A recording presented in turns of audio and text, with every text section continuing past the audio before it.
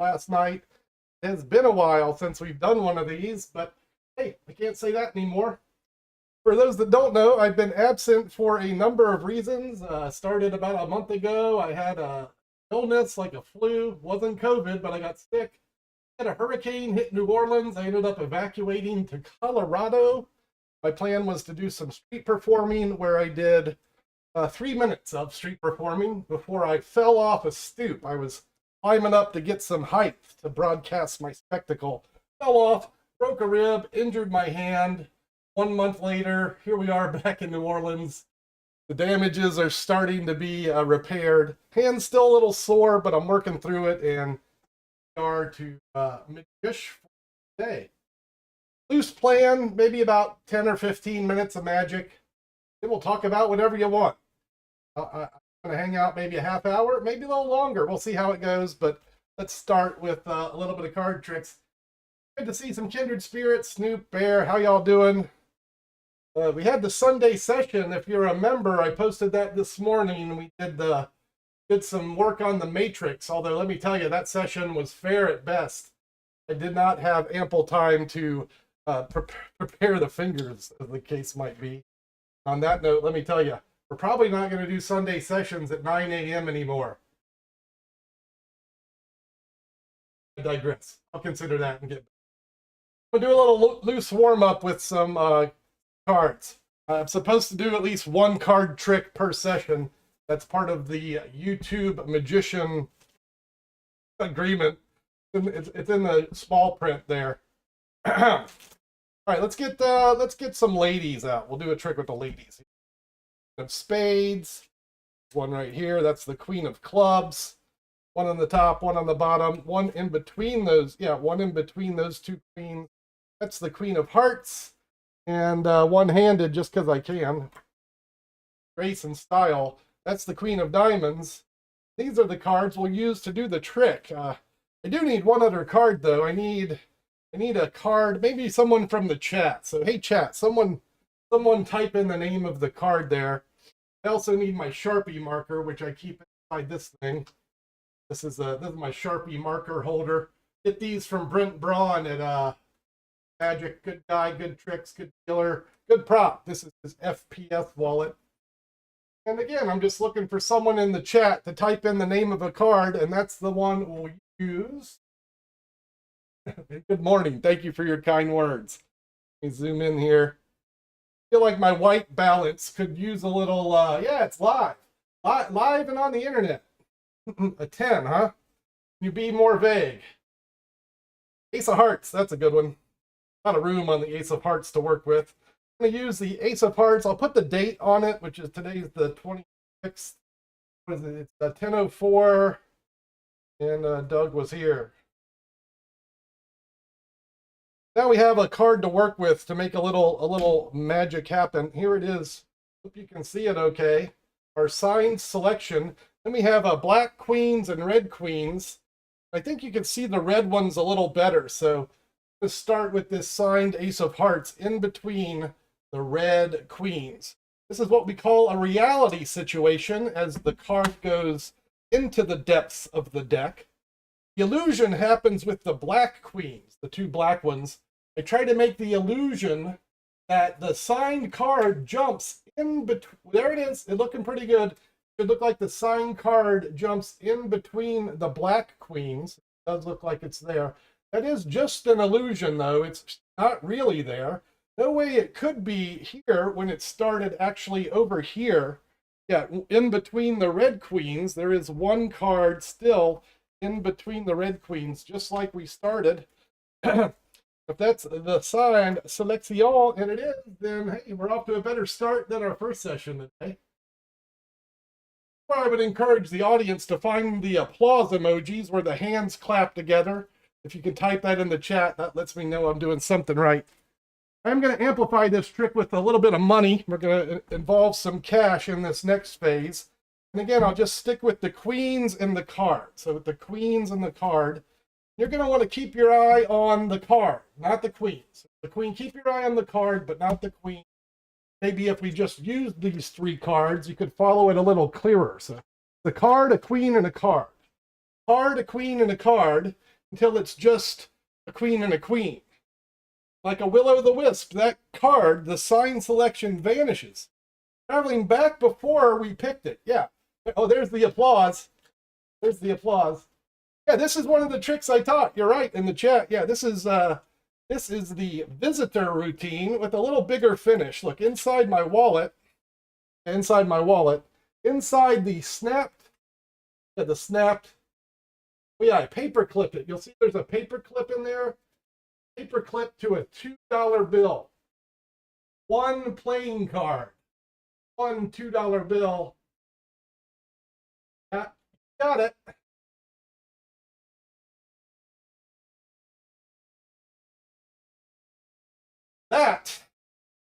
That is your obligatory card trick. I hope you liked it.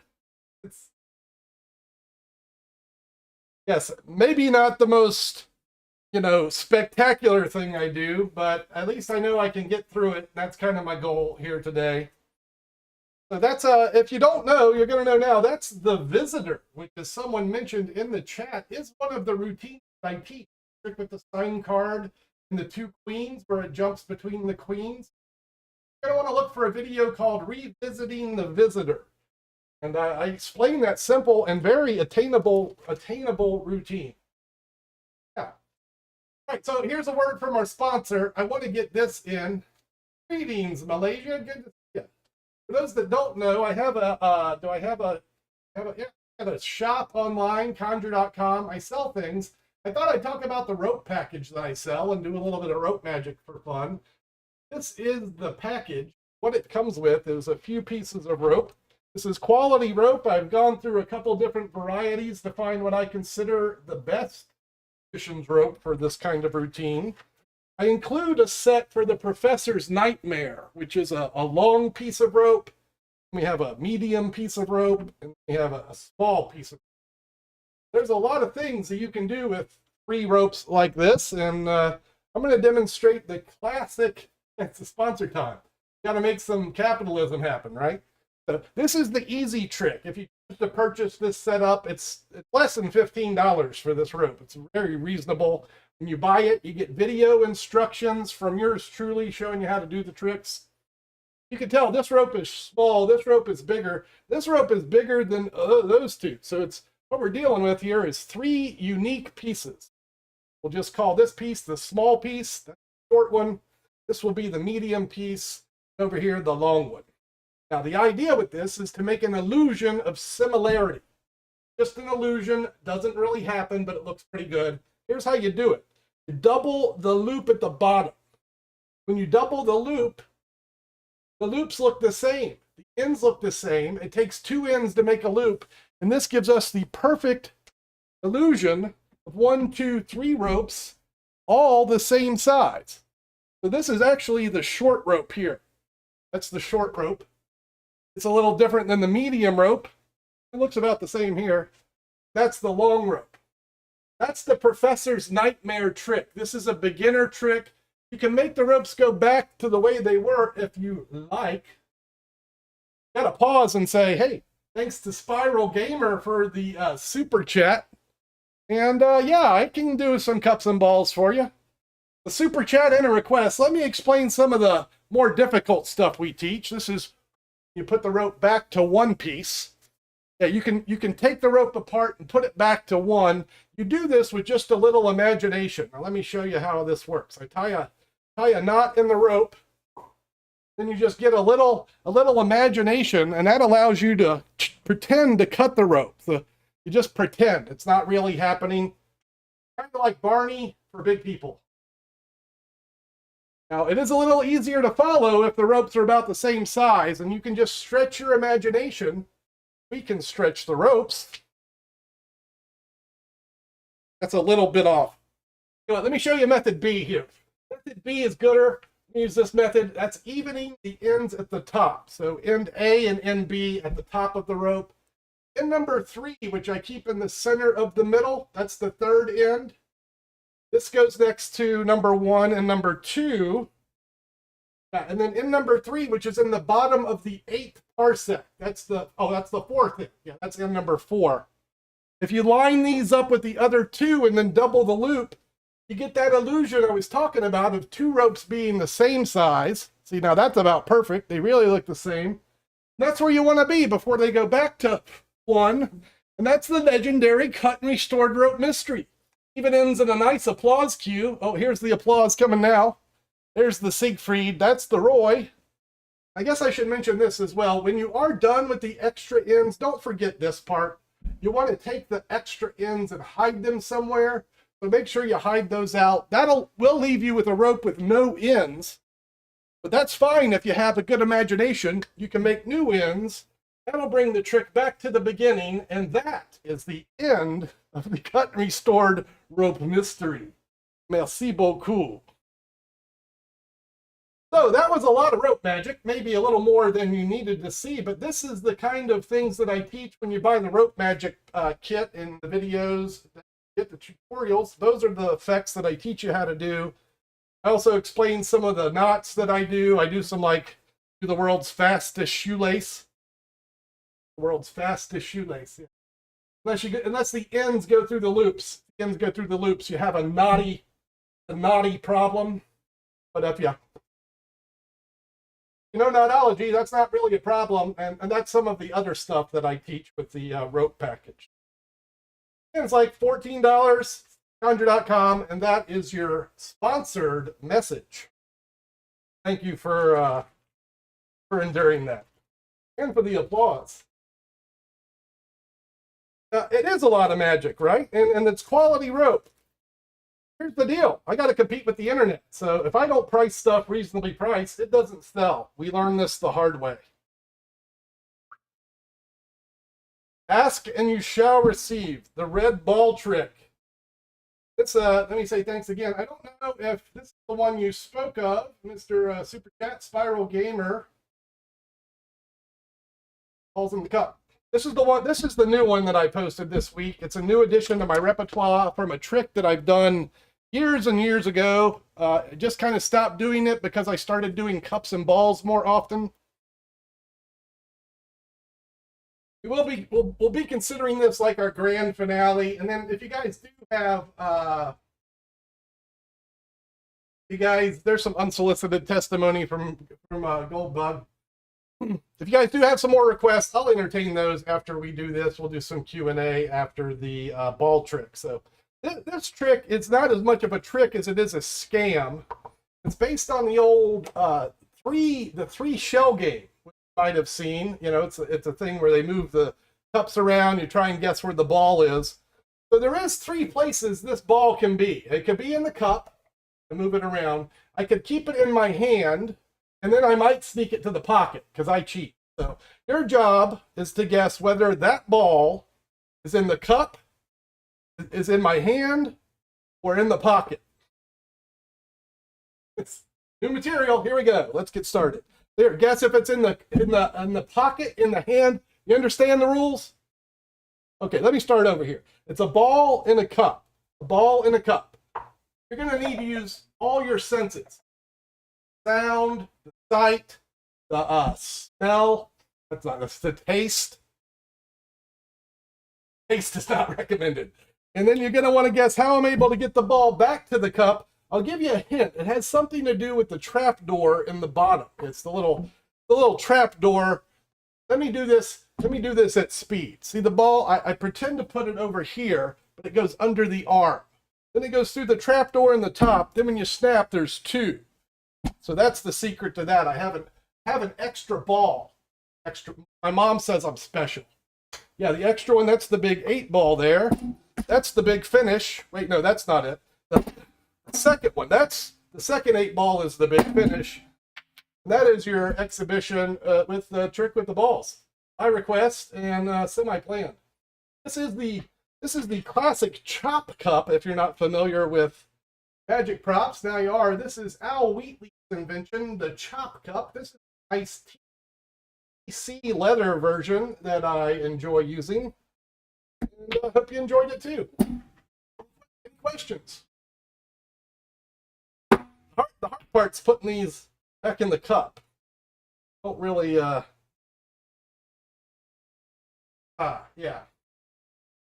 Merci beaucoup for your kind words.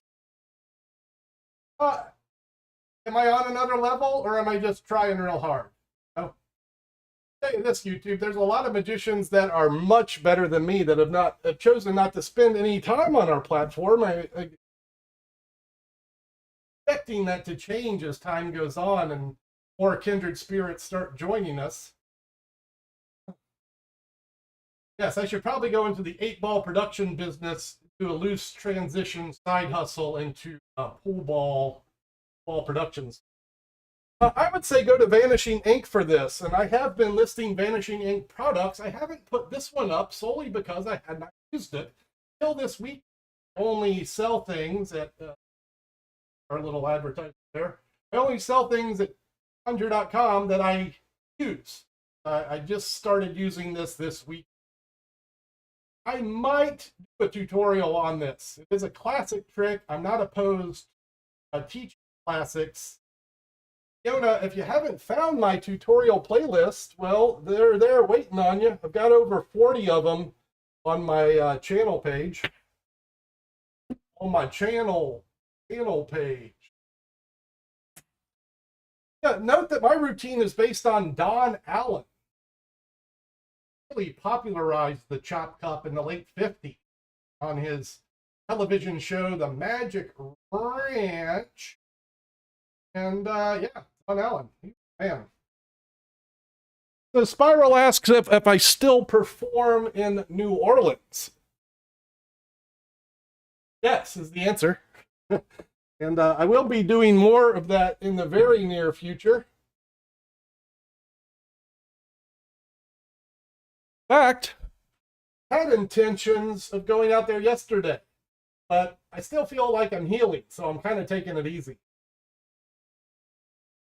Charlie, ask your question before I get carried away with another ball routine. Spiral, I'm going to do this version just in case this is the one you were talking about. If nothing else, it's brief. Is that a Don Allen jumbo chop cup? Mr. Maher? Charlie wants to know how I got started into magic. It was actually a third grade teacher that taught me, taught a few of us a magic trick in our class, and then we did a little show for part of the school, and I guess the magic bug bit me there, so what happened. All right, oldest trick in the book, literally the oldest trick, at least that's what they'd like you to believe. The hieroglyphs of the ancient pyramids have Egyptians doing cups and balls. That, or they're having some soup. I mean, loosely, never mind. Here's the idea. You keep one eye on the cups, you keep one eye on the ball, you keep one eye on my hands. Now I'm going to try to sneak the ball through the top of the cups to the underneath. Just like with the chop cup, when I do this, I'm going to use an extra ball to trick you. Yeah, I use an extra ball, and now I'm going to use that to trick you. So again, keep one eye on the cups, keep one eye on the balls, and keep one eye on the stick.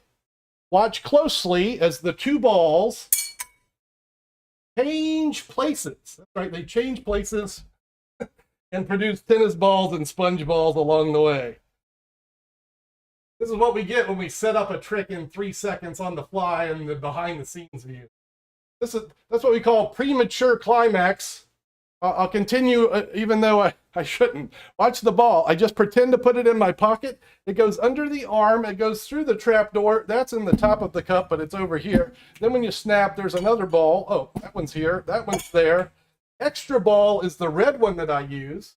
Yeah, the extra red ball. And I can squeeze this, make it appear to disappear, and then travel underneath the... I can do that because I have the extra red ball, which I mentioned. This just lets you see the finish better. Yeah, let you see the finish. That's the big tennis ball. Yeah, that's the big finish, and that's the other version of this trick that, well, that's not technically true. This version of that trick, I never do. I just made that up, what I just did. That was pure jazz magic. But, yeah, the cups and balls, that's the classic trick with the extra balls. This is what magic looks like when you haven't done your routines in a month. We'll get back to business. We'll get back to... In about 2 or 3 weeks, this stuff will all be looking good again.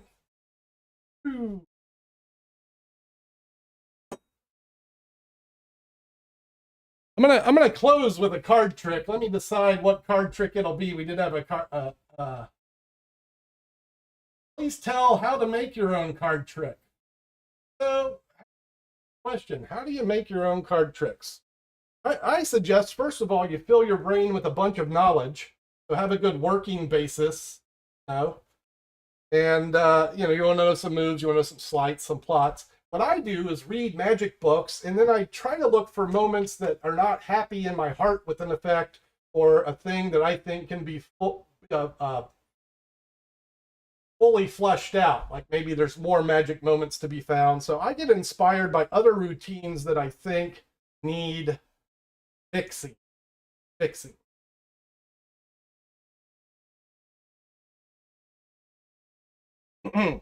Here's one of mine.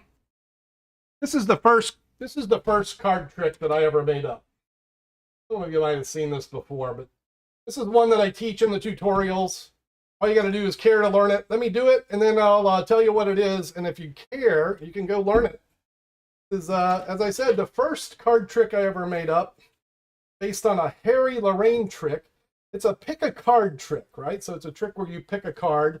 Now, since you're there, I'm here. I'm just going to pick one for you at random. I'll shuffle through the deck, and we'll just stop in the middle. And your job, if you choose to accept it, will be to remember the card. And this demonstration, be that one. Yeah, I can see the card in the monitor, but that's okay. It's not that kind of trick. I'm not actually going to find the card. I'm going to find it, but I'm not going to look for it because I don't have to look for it. I have helper cards that will do this for me. So here's one of them, the Queen of Diamonds, and her partner in crime, the Queen of Hearts. So we'll use these two queens to go in search of one card. That's one queen at the top, one queen at the back, and that's one card in 1 second from the middle. That's the selected 4 of clubs. Now, that happened kind of fast. Let me do it again. I'll do it, but backwards. This time the 4 goes upside down into the center. And it's really there, upside down into the middle of the deck. Keep your eye on it. Keep your eye on the 2 red queens as once again they go in search of one card. Just takes one cut in 1 second, and there's now one card in between the 2 red queens. One playing card that's actually easy to find. Yeah, this card's real easy to find. Don't tell I told, but it's a marked card, and it's a subtle difference, but the lighting's pretty good in here. If you know exactly what you're looking for, you can tell that selected card is actually the only red card in the entire blue deck. That is my chameleon sandwich routine. Color changing deck, sleight of hand effect, but it is an easy sleight of hand effect. Like if you could do a double undercut or a double lift, maybe that's about as hard as it gets. And want to learn that? Well, all you got to do is go to my Card Magic tutorial playlist and look for Chameleon Sandwich. It's waiting for you now. Hey, Spiral, thanks again for your generosity. I do appreciate those super chats. And yeah, I'm about to wrap it up here as well. I got about 5 minutes left on the book. So if you guys have any questions or anything you want to get in, now's a good time to do it. Before I go direct my attention to poker tournament. I don't know, one of my side hustles is I do play poker, and the site I play on is having a fun micro series today. There's $20,000 in tournaments. Only $20 of entry. Different tournaments I'm going to play in, but if you like poker and you don't know about global poker in the United States, that's play it. Be safe. I'll try, Bear. Thank you, sir.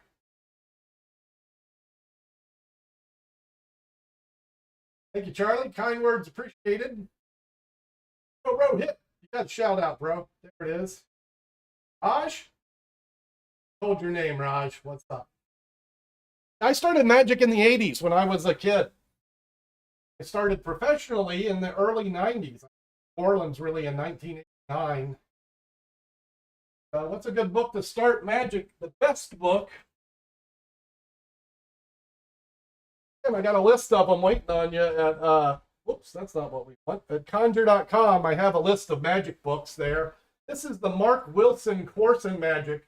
The book has about 500 pages of well-illustrated beginner magic. It's less than 30 bucks. It's like $25. This is the best, one of the best magic books of all time. But there's others, you know. Go check out my recommended reading.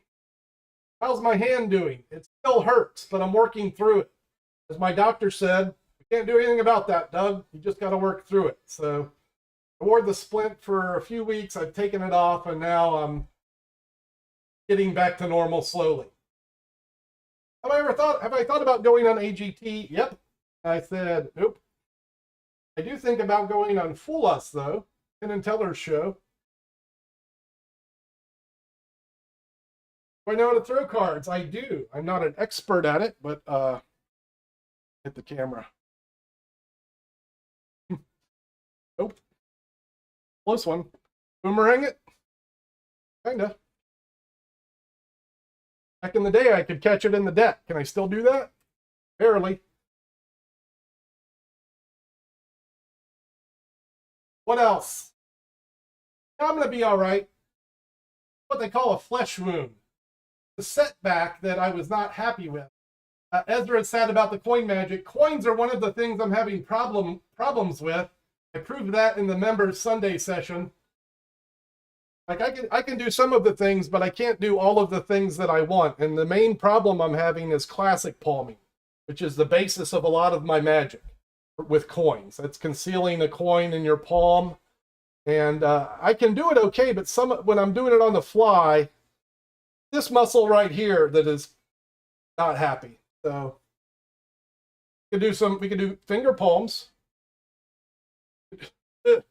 4.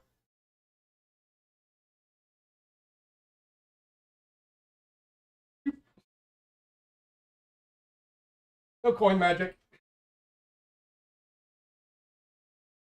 Yes, actually, Snoop's asking about product reviews. I'm going to be talking about a couple things on this week's live. I got a new book from my buddy Jimmy Talks a Lot. I'm going to be talking about the new Nomad Ring. We're going to talk about this thing, the Nomad Ring from Abby Yap. Maybe more. You know, I don't want to be a review channel. I think there's enough guys doing that, but I do want to let people know what's good or bad when I come across it. Aaron's wondering why bicycle's the card of choice. For me, it's because they're readily available and accepted as such from the public. One is used to see bicycle cards. Or say you start pulling out some weirdo thing that they haven't seen before. I think. And I go through a lot of cards, right? So like, I can afford to use vanity decks.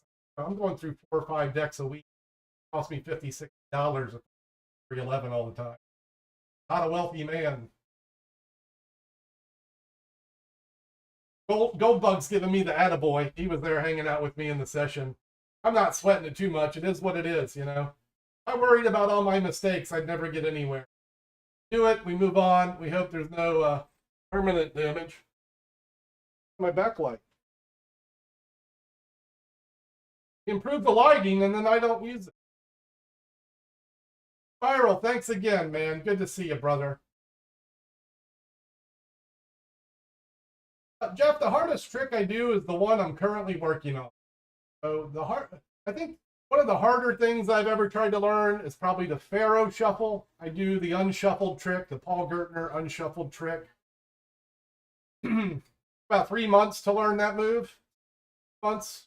There's moves I've practiced for years, but that particular effect, when I focused on for months. I had a card trick injury. I fell off a thing doing a card trick, and I broke a rib, and I fractured my hand. So I think it's a fracture and or a sprain. I don't know.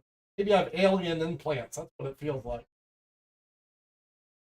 I do not cheat in poker. I love the game too much to cheat poker. I have done cheating techniques when I'm dealing, but not to change the outcome. Like maybe I'm shuffling for a poker game, and then I do a false shuffle just to see if I can get away with it. So it doesn't affect the game. Or maybe I try to do a bottom deal. Can I do this right now? Poorly. So I'll do the moves during the game, but not to affect the outcome. I'm an honorable poker player.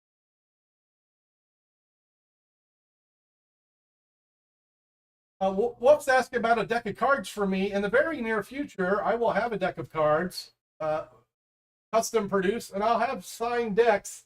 I haven't thought about offering them outside of, like, outside of a commercial deck production. Because some magicians sell just random decks they sign. I'm probably not going to. Inspirations for me, Jeff, come in many forms. So I get a lot of inspiration from watching other magicians. I love the art, and a lot of time.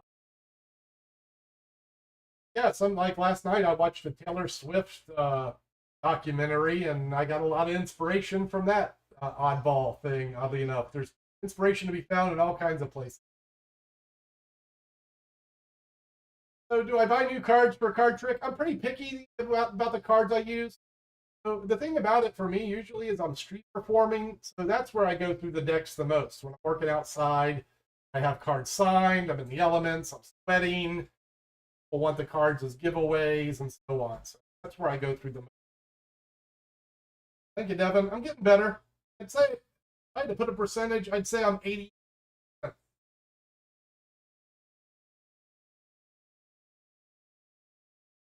Hello, Mike, and thank you. Matthew, don't understand it. Well, then you should join our game today and donate to the pot. As with most things, there's great resources to learn. I recommend books. I did the same thing with poker that I did with magic. I've got over 24 poker books that I've read multiple times. Boy is wondering about what I think of the movie Now You See Me.